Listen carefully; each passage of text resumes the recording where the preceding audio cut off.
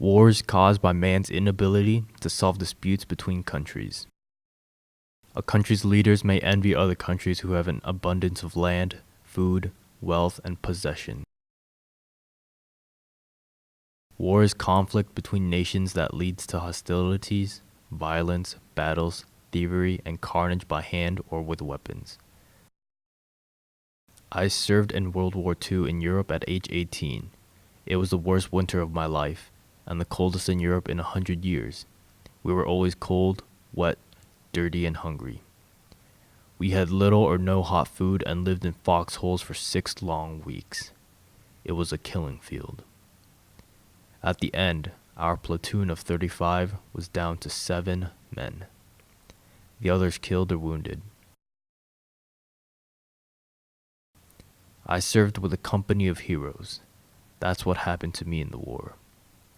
We were all brothers and we looked out for one another.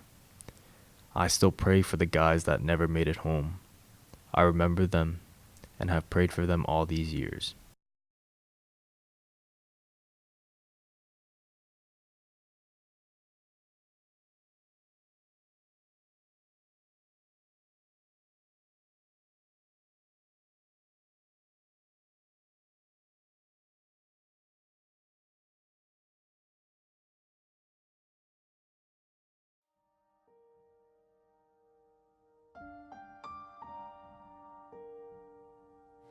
I was in high school all those years. I graduated in 1947. The war was over. And my mother, I was a boarding student at Sacred Heart Academy.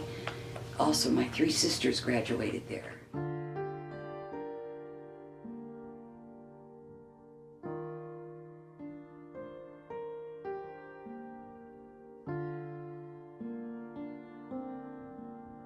I went to St. Mel's Senior High School, where they had an active ROTC program.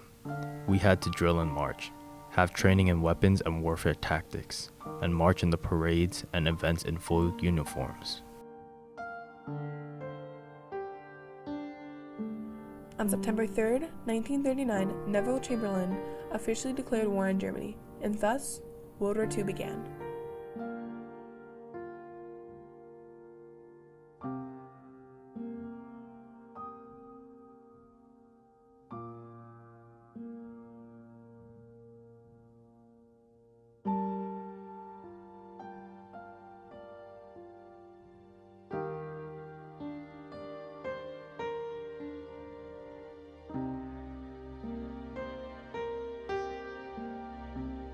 On June 6, 1944, which was D-Day, I had graduated from St. Mel's High School in Chicago, Illinois.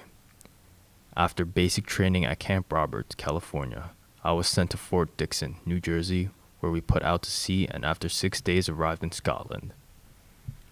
From there, we went by troop train down the coast, crossed the English Channel, and arrived at Le Havre, France. The first battle he was in was at Metz, France. The German army had already taken it twice. His company had taken it the 3rd time.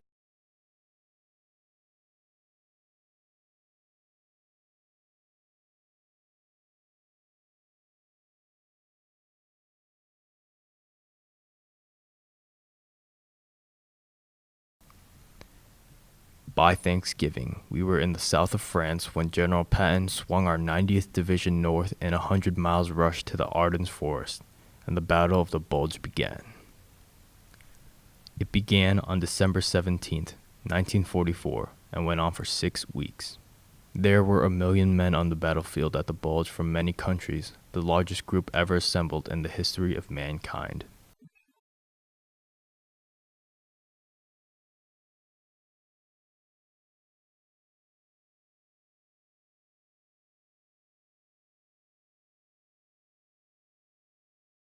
The Bulge started on the 17th of December, and it lasted for 6 weeks.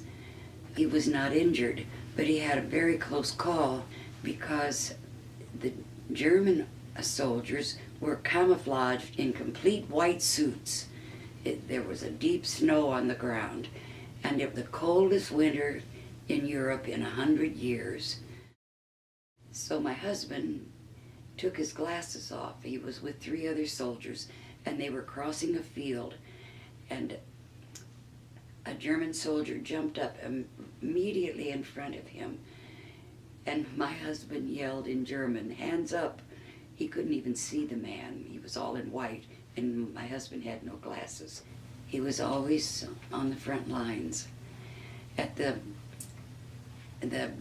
3rd battle, which was Fillet Gap, right on the border of Germany and France, he was wounded by mortar and in several places, and the medics picked him up and took him to a field hospital in Luxembourg, which is up near the Belgian border.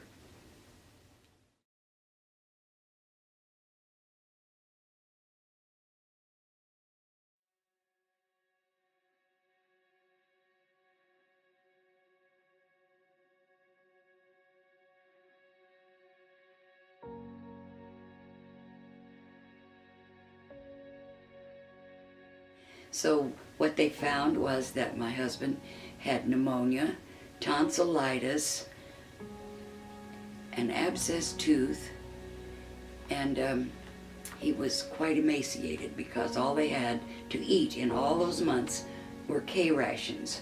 They went so fast they could never build fires because of the enemy, so they used these little bars of chocolate called K rations. I guess they had a lot of protein in them. And so they took his tonsils out. 2 days later, his sergeant walks in the door and takes him back to the front. Later on, at another battle, he was on guard duty in a stone barn somewhere in the south of Germany, near Wiesbaden. And a mortar shell knocked him out of the barn at night. He was in a window with a machine gun, and another soldier. He was knocked out onto a stone water trough, broke his glasses, broke his gun, had a lot of scrapes. And they took him to a field aid station, gave him a new gun, new glasses, and he was back in business. The first concentration camp, Dachau, was opened in March of 1933, only 3 months after Hitler rose to power. Over the next 10 years, another 500 camps were opened. When all the camps were liberated, soldiers found 348,820 men's suits, 836,255 women's coats, and over tens of thousands of shoes. It is believed that from the opening of concentration camps, 27,000 people died on average per day. While the German military tried to erase the evidence of their camps, it was impossible. Nothing would be able to hide the pain and suffering that happened behind the gates of the camp. Nothing would erase the memories from surviving victims of World War II.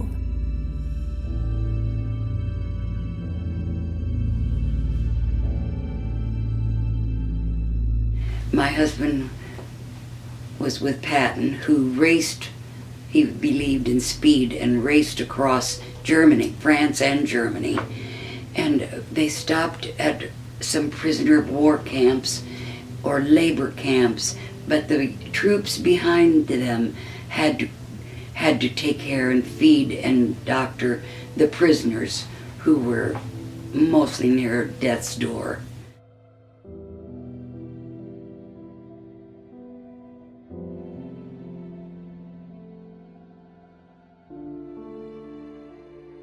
On June 6, 1946, we came into New York City Harbor. The New York Times had a picture of the USS Washington that said D-Day plus 2 years on the front page. I was somehow lucky enough to return home the same day I graduated.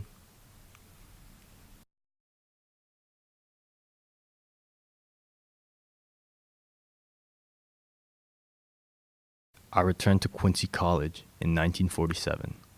I got a job in the cafeteria and saw Shirley Waterman for the first time. She was beautiful. With my girlfriends, my roommates coming through the line, and he said, "Miss, do you want fried or mashed potatoes. She could sing and play the violin and graduated from Sacred Heart Academy in Springfield. We had social hour dances every Friday night, but he didn't know how to dance. So, and I had learned at the academy. He went home for Christmas and went to Arthur Murray's dance studio and took some lessons. So we could dance together. We were married at Mass on Saturday morning, October 29th, 1949, at St. Bernard's Church in Peoria. William E. Paulman and Clarice E. Williams, our friends and classmates, were our attendants. We had a wedding lunch at the Père Marquette Hotel. We found an apartment at 408 North Borland near Bradley. On Thanksgiving Day, she was the matron of honor when her sister, Lala, married Roy Quartz, a World War II veteran.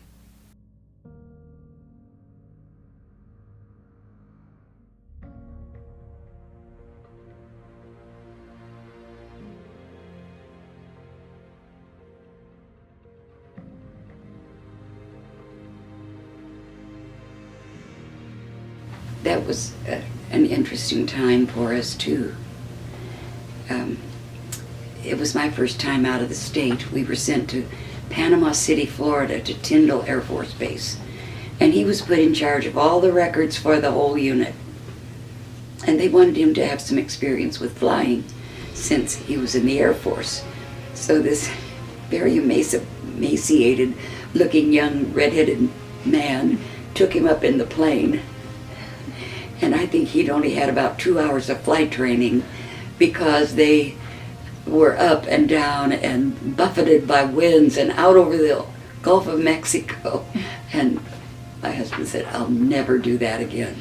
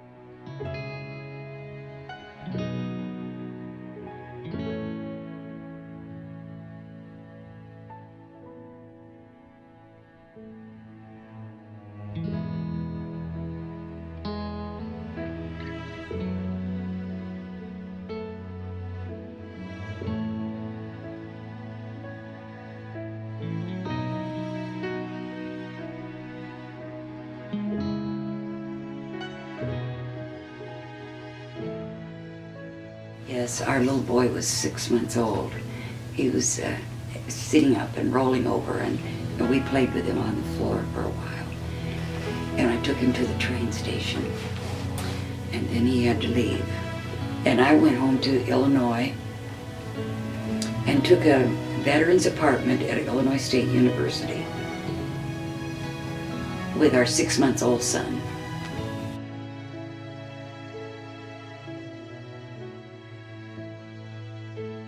At the end of the semester and a brief visit home to normal, I went to Boise, Idaho for a 6 weeks training.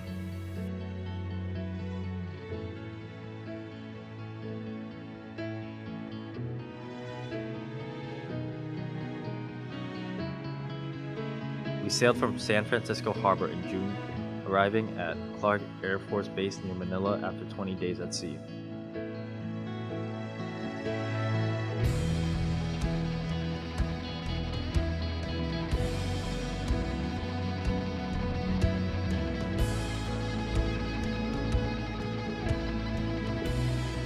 Wondering when I'd see him again, when I'd get his first letter, take pictures of the baby to send him. It was just the uncertainty of it, not knowing, not having any idea of what our future looked like. So he did get to go on a couple of flight missions where they dropped 1 million pamphlets over North Korea. Our propaganda was aired over Radio Manila, The leaflets dropped over North Korea and the articles distributed to villages within a 50-mile radius of Manila.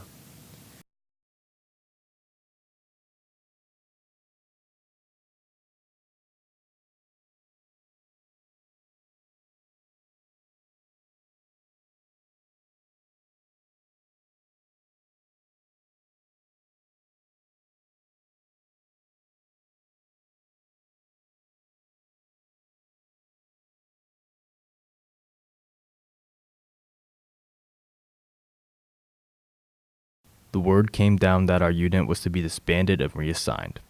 I chose to go home instead. After being promoted to first lieutenant, in early September after a year in the Philippines and a polio epidemic among the dependents, I called Shirley on the Pacific McKay radio cable, limited to a 3-minute call. I was leaving for home the next day. Meanwhile, Shirley and David had been preparing to join me, getting shots and vaccinations for every old ancient disease known to mankind. I was honorably discharged after serving 27 months. A specific operator came on a week in advance to tell me that it was a 3-minute limited call at 8 o'clock on Sunday morning. And I just waited anxiously all week, hoping that I wouldn't miss it, that the baby wouldn't be crying. No, he was already a little boy by then. Anxious, I guess, knowing that he had changed. And he just jumped off the train and came and loved us and hugged us, and we. My first night home, David whispered to his mother, "Is that man going to stay all night?" He didn't know me from Adam. After our war years, we raised 4 children. We both have got master's degrees. We taught school, each of us 16 years. I taught the baby boomers in all the grades. And then my husband taught history and geography and political science to high school students. And we retired the same day in 1990. And then Walter died in 2008 of complications of Parkinson's.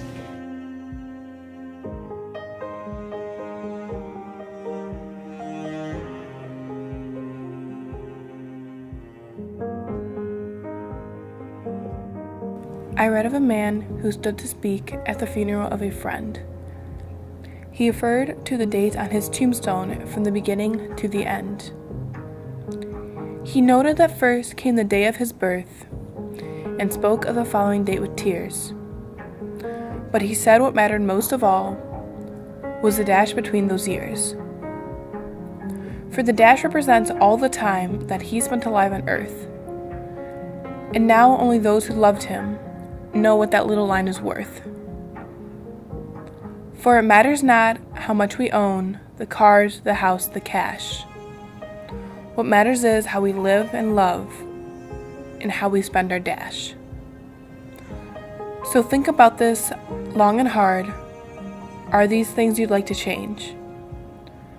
For you never know how much time is left that can still be rearranged.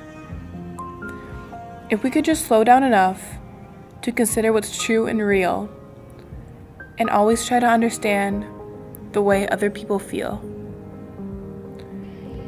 and be less quick to anger and show appreciation more, and love the people in our lives like we've never loved before. If we treat each other with respect and more often wear a smile, remembering that the special dash might only last a while. So when your eulogy is being read, with your life's actions to rehash, would you be proud of the things they say about how you spent your dash?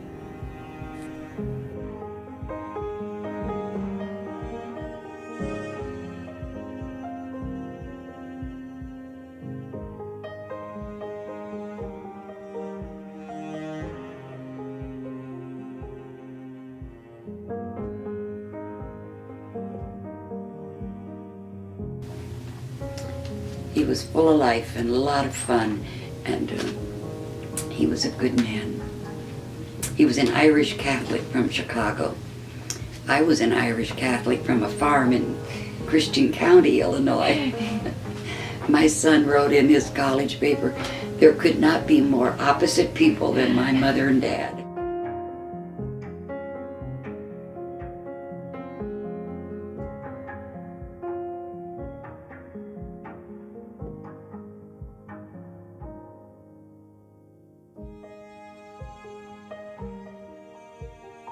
Hi, so I'm Brooke Pearson, and I'm the girl that's been working on your doc this whole year.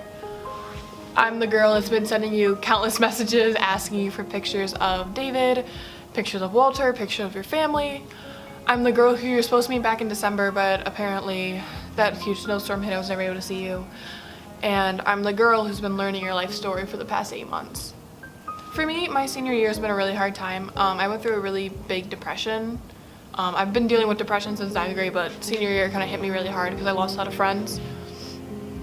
And there had been one point in October where I tried to commit suicide, but 2 things stopped me. One, my best friend Micah and Brendan both called me. They're like, "Brooke, something's going on. What's wrong?" 2, I thought of this documentary. I thought of how if I was to go, who would take my spot in performing this or making this fantastic documentary that's going to capture your life? Who would I go to? Do I trust anyone in this class to do that? No, probably not. I saw a storyline for you. I saw a storyline for this doc, and while it took me a while to get there, I achieved it. And I didn't want to put that into anyone else's hand because I felt like it was something I needed to do. So when a lot of people ask me, "Oh, what does vet doc do for you? Why are you taking vet doc? What does vet doc even mean to you?" For me, it means purpose. It means something that gets me out of bed every single day when I am depressed and I don't want to leave. It's something that makes me stand up and realize, okay, I can make it through this day.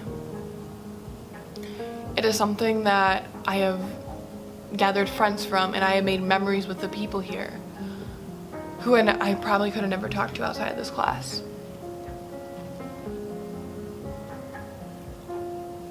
This class gave me something. I don't know if it gave me another will to live. It gave me a reason to smile every day. It gave me a reason to stress out every day. But it gave me something.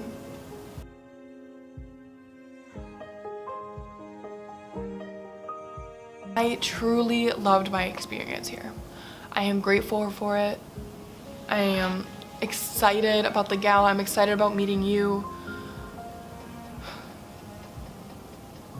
I'm glad for the teachers. Miss Noonan was the first teacher here at Harlem I told about my depression issues. Most likely followed by Stangy. I've gained these classmates here that I never thought I'd become friends with. I made memories that I probably wouldn't have made if I wasn't in vet doc, and I love it for that.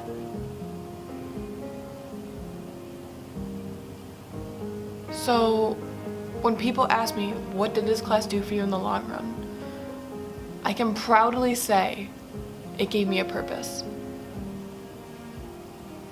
And I hope this documentary gives you joy and it gives you back the memories that you have of Walter. I hope your grandchildren look down on it and their grandchildren.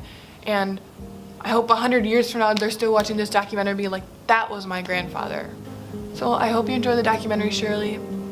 I hope you and I become friends still and stay friends. And I truly do love your story and I love you.